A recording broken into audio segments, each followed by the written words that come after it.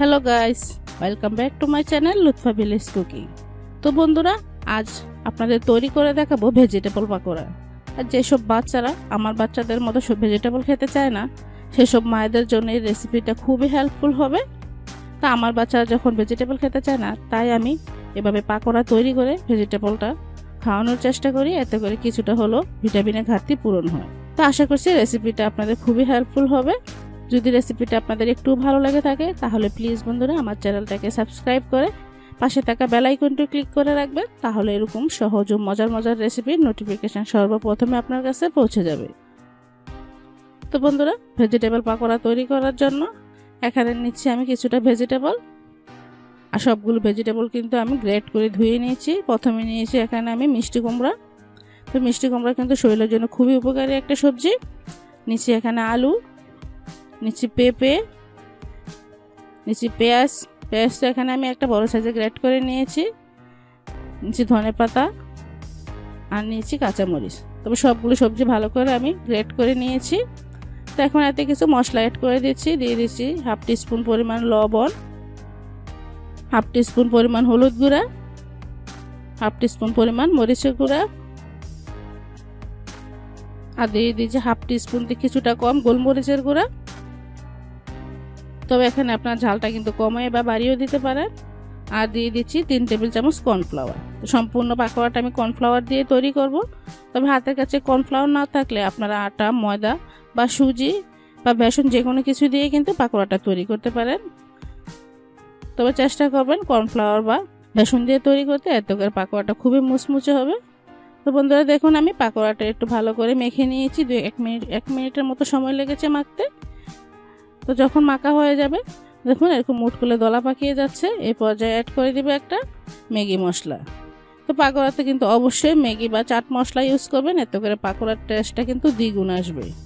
এখানে জিরা বা ধনে কোনো কিছুর প্রয়োজন হয় না যদি একটা ম্যাগি ইউজ করেন। তো বন্ধুরা দেখুন, ভালো করে ম্যাগিটা দিয়ে আমি মেখে নিচ্ছি। আর অবশ্যই খেয়াল রাখতে হবে, পাকোড়ার ডোটা তৈরি করার পর কিন্তু রেস্টে রাখা যাবে না, এতে করে কিন্তু পানি ছেড়ে দিবে। তাহলে পাকোড়াটা তৈরি করতে অনেকটা প্রবলেমে পড়তে হবে। তো ডোটা তৈরি করার সাথে সাথেই কিন্তু তেলে ছেড়ে দিতে হবে। তো চুলায় প্যান বসিয়ে তেলটা গরম করে নিয়েছি। এখন আমি একে একে পাকোড়াগুলো দিয়ে নিচ্ছি। তো এরকম মজার আরও অনেক সহজ ও মজাদার স্ন্যাক্সের রেসিপি আমার চ্যানেলে দেওয়া আছে। চাইলে আপনার বাচ্চার বায়না মেটাতে ঝটপটে রেসিপিগুলো আপনারা ট্রাই করতে পারেন। আশা করছি খুবই ভালো লাগবে আপনাদের কাছে। আর বন্ধুরা, আমার ভিডিওটা যদি আপনাদের ভালো লাগে থাকে, তাহলে প্লিজ বন্ধুরা ভিডিওটা দেখে চলে না গিয়ে চ্যানেলটাকে সাবস্ক্রাইব করবেন আর ছোট্ট একটা লাইক দিয়ে ফ্রেন্ডস অ্যান্ড ফ্যামিলির সাথে শেয়ার করে দিবেন। তাহলে আপনার বন্ধুরা এরকম মজার ভিডিওগুলো দেখতে পারবে। তো দেখুন, কথা বলতে বলতে কিন্তু পাকোড়াগুলো ভাজা হয়ে গিয়েছে। এগুলো কিন্তু আমি উল্টিয়ে পাল্টে একদম মুচমুচে করে ভেজে নিয়েছি। তো সেমভাবে আমি বাকি পাকোড়াগুলো ভেজে নেব। আর চুলার হিটটা কিন্তু অবশ্যই পাকোড়া ভাজার ক্ষেত্রে মিডিয়ামে রেখে পাকোড়াটা ভাজবেন, তাহলে পাকোড়ার ভিতরে কিন্তু আর তেল প্রবেশ করবে না। যদি আপনি লো আঁচে ভাজেন, তাহলে কিন্তু পাকোড়ার ভিতরে অনেকটাই তেল প্রবেশ করে যাবে, তাহলে পাকোড়াটা খেতে আর ভালো লাগবে না। তো বন্ধুরা, সেমভাবে আমি সবগুলো পাকোড়া ভেজে নিয়েছি।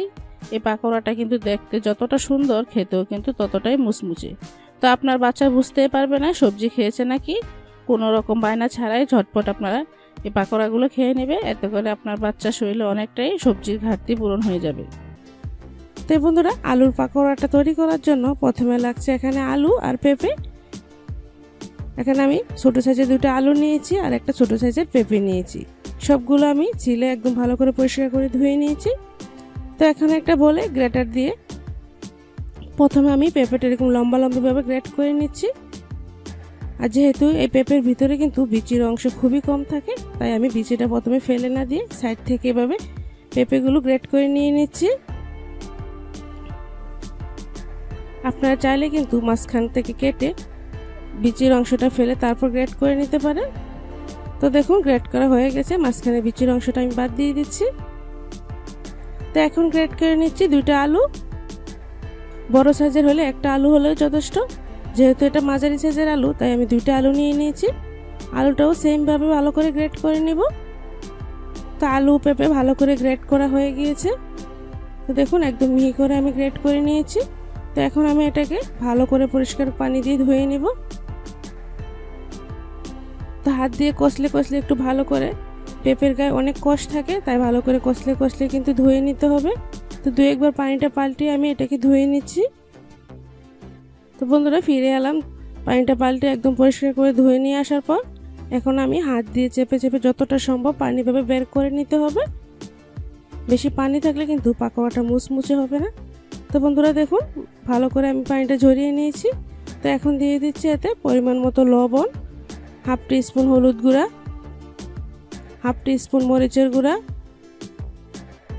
3 টেবিল চামচ ময়দা, 2 টেবিল চামচ কর্নফ্লাওয়ার। তবে কর্নফ্লাওয়ার না থাকলে কিন্তু এখানে সুজি বা চালের গুঁড়া ইউজ করতে পারেন। দিয়ে দিচ্ছি 1 টেবিল চামচ ধনেপাতা কুচি আর বড় সাইজের একটা পেঁয়াজ কুচি। এখন দিয়ে দিচ্ছি ম্যাগি স্বাদে ম্যাজিক মশলা। পাকোড়াতে কিন্তু অবশ্যই ম্যাজিক মশলাটা দেওয়ার চেষ্টা করবেন, এতে করে বাড়তি কোনো রকম মশলার প্রয়োজন হয় না।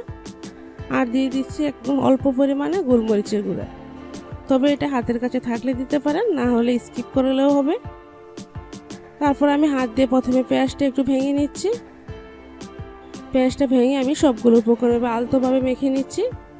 তবে বন্ধুরা এখানে কিন্তু আমি কষলিয়ে মাখবো না, এভাবে আলতোভাবে মেখে আমি একটা আঠালো ভাব নিয়ে আসবো। তো দেখুন পাকোড়ার মধ্যে কিন্তু এরকম একটা আঠালো ভাব চলে এসেছে। তো পাকোড়াটা মাখা কিন্তু একদমই পারফেক্টভাবে হয়ে গিয়েছে।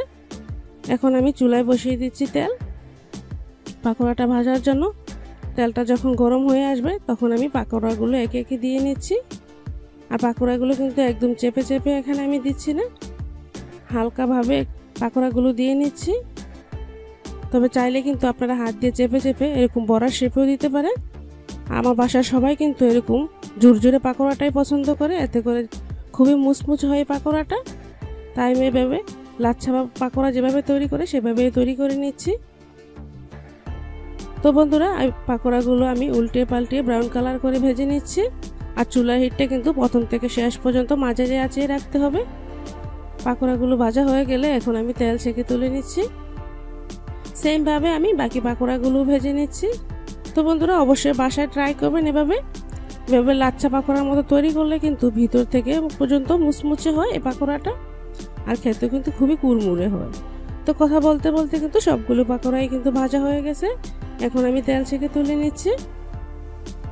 তো গরম গরম সসের সাথে কিন্তু খেতে খুবই ভালো লাগে, বা চায়ের সাথেও খেতে খুবই ভালো লাগে। বাচ্চা বড় সবাই কিন্তু এই রেসিপিটা খুবই পছন্দ করবে। চলো নাস্তার রেসিপিটা শুরু করি। তার জন্য নিচ্ছি এখানে আমি মিডিয়াম সাইজের 2টা আলুটা ভালো করে খোসা ছাড়িয়ে আমি পরিষ্কার করে নিয়েছি। তো এখন আমি একটা গ্রেটার নিয়েছি, গ্রেটার দিয়ে ভালো করে আলুটা গ্রেট করে নিব। তো গ্রেটার এরকম বড় অংশটা দিয়ে কিন্তু আমি গ্রেট করছি।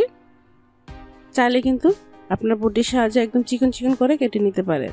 পাকোড়ার আলু যত বেশি চিকন হবে খেতে কিন্তু তত বেশি ভালো লাগবে। তো 2টা আলু আমি গ্রেট করে নিয়েছি বন্ধুরা, পরিষ্কার পানি দিয়ে ভালো করে ধুয়ে নিব। আলুতে কিন্তু প্রচুর পরিমাণে কষ থাকে। তো দেখতে পাচ্ছ পানি দেওয়ার সাথে সাথে কিন্তু অনেকটা ময়লা উপরে চলে এসেছে। তো এখন আমি পানি থেকে ভালো করে আলুটা চিপে চিপে নিয়ে নিচ্ছি। যতটা সম্ভব পানিটা ঝরিয়ে নিতে হবে, তা না হলে কিন্তু পাকোড়া তৈরি করতে গেলে অনেকটাই সমস্যায় পড়তে হবে। তো বন্ধুরা এখানে মিডিয়াম সাইজের একটা পেঁয়াজ কুচি দিয়ে দিচ্ছি, আর দিচ্ছি এখানে 3 থেকে 4টা কাঁচামরিচ কুচি। ঝালটা কিন্তু নিজেদের মতো করে পরিমাণে ধনেপাতা কুচি। তো যাদের ধনেপাতা ফ্লেভারটা একদমই পছন্দ না তারা কিন্তু এখানে স্কিপও করতে পারেন বা অল্প পরিমাণেও দিতে পারেন। আর এখানে বেসন দিচ্ছি 2 টেবিল চামচ। তো আপনাদের বোঝার সুবিধার্থে আমি সব মেজারমেন্ট মেপেই দেখাচ্ছি। আর এখানে কর্নফ্লাওয়ার দিচ্ছি এখানে আমি 1.5 টেবিল চামচ। হাতের কাছে কর্নফ্লাওয়ার না থাকলে শুধু বেসন দিয়েও তৈরি করতে পারেন, বা সাথে একটু চালের গুঁড়ো অ্যাড করতে পারেন। আর ময়দা দিয়েও কিন্তু চাইলে তৈরি করে নিতে পারেন। আর অল্প একটু দিচ্ছি হলুদ গুঁড়োটা দেওয়ার কারণে কিন্তু পাকোড়ার কালারটা খুবই সুন্দর আসবে। স্বাদ মতো দিয়ে দিচ্ছি লবণ। আর এটাকে চটপটা করার জন্য দিচ্ছি এখানে ম্যাগির সাথে ম্যাজিক মশলা। এই মশলায় কিন্তু অনেক ধরনের মশলা থাকে, এটা দেওয়ার পর কিন্তু বাড়তি কোনো মশলা দেওয়ার প্রয়োজন হয় না। তো এখন আমি হাত দিয়ে কষলে আলুর সাথে সব উপকরণগুলো মেখে নিচ্ছি। এটাকে ভালো করে কষলিয়ে নিতে হবে, এতে করে আলুটা অনেকটাই নরম হয়ে যাবে আর খুব সুন্দর করে মাখাও হয়ে যাবে। তো দেখো বন্ধুরা খুব ভালো করে আমি কষলে মেখে নিয়েছি। তো এখন বলতে পারো বন্ধুরা ডিম কোথায়? তো অবশ্যই আমি ডিমটা দেওয়া দেখাবো। তার জন্য চুলায় একটা প্যান বসিয়ে অল্প একটু তেল দিয়ে দিলাম। তেলটা ভালো করে গরম হয়ে এলে এখানে আমি একটা ডিম নিয়েছি, ডিমটা দিয়ে দিচ্ছি। তো চাইলে এখানে কাঁচা ডিমও ইউজ করতে পারো, সেক্ষেত্রে কিন্তু সেই স্বাদটা একদমই আসবে না। তো দেখো এখন আমি হাই হিটে ডিমটাকে একটু ভেজে নিব, আর একদম ঝুরো ঝুরো করে কিন্তু ডিমটা ভেজে নিচ্ছি, যতটা সম্ভব ছোট ছোট করে নেওয়া যায়। আর একদম অল্প একটু লবণ দিয়ে দিচ্ছি, লবণটা না দিলেও হয়, তবু দিয়ে দিচ্ছি একটু লবণ, যেহেতু পাকোড়া ব্যাটারে অনেকটাই লবণ আছে। তো দেখতে পাচ্ছ ডিমটা আমি একদম ঝুরো ঝুরো করে ভেজে নিয়েছি। তো ডিমটা এখন আমি রেখে দিচ্ছি, আর চুলায় একটা প্যান বসিয়ে পর্যাপ্ত পরিমাণ তেল দিয়ে দিচ্ছি পাকোড়া ভাজার জন্য। আর ভেজে রাখা ডিমটা এখন আমি পাকোড়ার জন্য যে আলুটা মেখে রেখেছিলাম এর মধ্যে দিয়ে দিচ্ছি। তো বন্ধুরা, এভাবে দিয়ে যদি তোমরা পাকোড়া, কিন্তু পাকোড়ার প্রতিটা কামড়ে কামড়ে কিন্তু ডিম পাবে, এতে করে স্বাদটাও খুবই ভালো আসে। কাঁচা ডিমটা দিলে কিন্তু তত বেশি স্বাদ হয় না। তো দেখতে পাচ্ছ ডিমটা দিয়ে ভালো করে আমি মেখে নিয়েছি। তো এখন আমি এর ফাঁকে কিন্তু তেলটাও গরম হয়ে গেছে, এখন একে একে পাকোড়াগুলো আমি দিয়ে দিচ্ছি। আজকে আমি একটু পাকোড়াগুলো বড় সাইজের করে তৈরি করে নিচ্ছি, চাইলে ছোট ছোট করেও কিন্তু দিতে পারো। তো পাকোড়াগুলো দিয়ে এখন আমি কিছুক্ষণ ভেজে নিব। চুলার হিটটা কিন্তু মিডিয়ামে রেখে কিন্তু পাকোড়াগুলো ভাজতে হবে।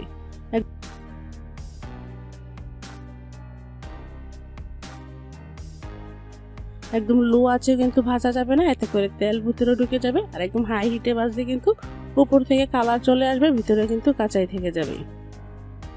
তো যখন এক সাইডে হালকা কালার চলে আসবে তখন আমি উল্টিয়ে দিচ্ছি। তো এটা কিন্তু একটু সময় নিয়ে ভালো করে ভাজতে হবে। প্রথম থেকে শেষ পর্যন্ত কিন্তু চুলার হিটটা মিডিয়ামে রেখেই পাকোড়াটা ভাজতে হবে, তাহলে পাকোড়াটা খুব সুন্দর কালারও আসবে, খুব ভালো করে সিদ্ধ হবে, আর খেতেও কিন্তু খুব ভালো লাগবে। তো এখন আমি পাকোড়াটা ক্রিস্পি হওয়া পর্যন্ত ভেজে নেব। তো দেখতে পাচ্ছ বন্ধুরা, খুব সুন্দর একটা ব্রাউন কালার চলে এসেছে, আর পাকোড়াটা কিন্তু খুবই ক্রিস্পি হয়ে গেছে। এখন একটা স্ট্রেনারের সাহায্যে তুলে নিচ্ছি। তো সবগুলো পাকোড়া তোলা হয়ে গেছে। এখন আমি দ্বিতীয় স্টেপে বাকি পাকোড়াগুলো ভেজে নিচ্ছি। সেম প্রসেসে কিন্তু এই পাকোড়াগুলো ভাজতে হবে। খুব সহজে কিন্তু পাকোড়াগুলো তৈরি হয়ে গেছে। তাই এরকম মজার মজার আরও পাকোড়া বা অনেক নাস্তার রেসিপিও কিন্তু আমার চ্যানেলে দেওয়া আছে, চাইলে বন্ধুরা তোমরা দেখে নিতে পারো। আর যদি ভালো লাগে অবশ্যই ফ্রেন্ডস অ্যান্ড ফ্যামিলির মাঝে বেশি বেশি শেয়ার করে দিবে। তো বন্ধুরা দেখো, সহজ রেসিপিতে আজকের পাকোড়ার রেসিপিটা কেমন হয়েছে তা কিন্তু কমেন্টে জানাতে ভুলবে না। আর চ্যানেলে নতুন বন্ধু হয়ে থাকলে অবশ্যই চ্যানেলটাকে সাবস্ক্রাইব করে রাখবে। আজ এখানে শেষ করছি, নেক্সট ভিডিওতে আবারও দেখা হবে। আল্লাহ হাফেজ, আসসালামু আলাইকুম।